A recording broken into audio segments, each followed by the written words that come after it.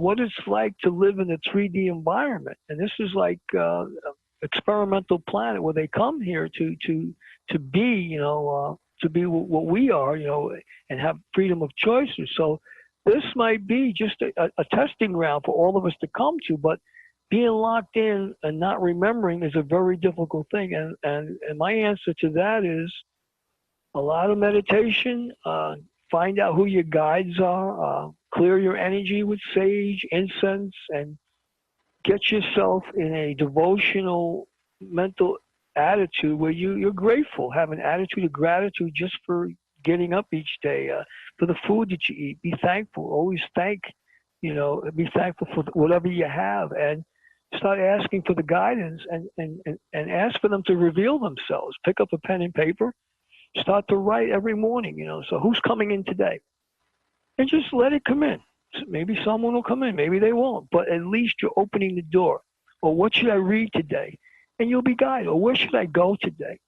And you start listening, and you'd be surprised what you're getting. There's many times where I've avoided being in an accident, or I was told moments before, don't cross the street, and all of a sudden the car would come high speed trying to kill me.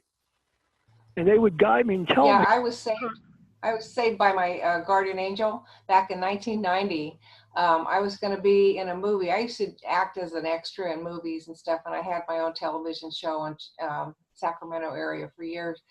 But anyway, I was going to get a costume, and I'm traveling on a road that's kind of windy in the country, and I had been warned 2 weeks before.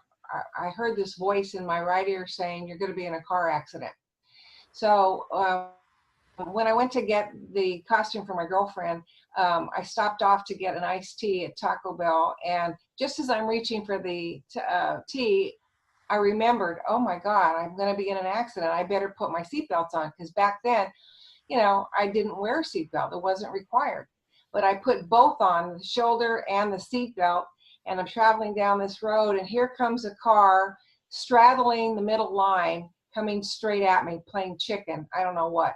So I turned my car really fast to the right. There was a whole row of trees that I could have smashed into and died, but I didn't. My car clipped the road, went on the opposite side, and rolled over, landed on the tires.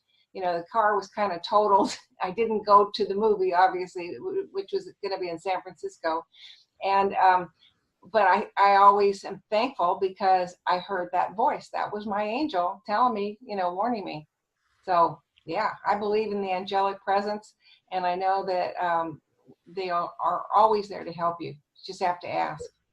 I had a similar story where I was driving back from Atlantic City, and I was very tired, and I was driving back, and I had family in the car, and I fell asleep at the wheel, and everybody else in the car was asleep. And what happened was something said, get up, get up. And as I opened my eyes, I hit the speed bumps on the left-hand side. The car had went from the right lane all the way over to the fast lane, and the speed bumps kind of woke me up. Next thing I know, I don't know if it was me or who it was, turned the wheel, and I did a 360, and I look in my rear view, and there's all cars like screeching to a halt to stop from rear-ending me.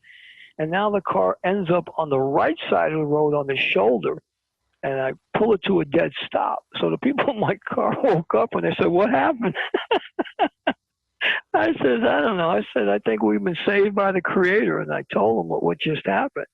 And I had said about 5 minutes before that, I don't know if I'm going to make it back home from here. It was like an hour ride to where I lived from South Jersey to to Shore.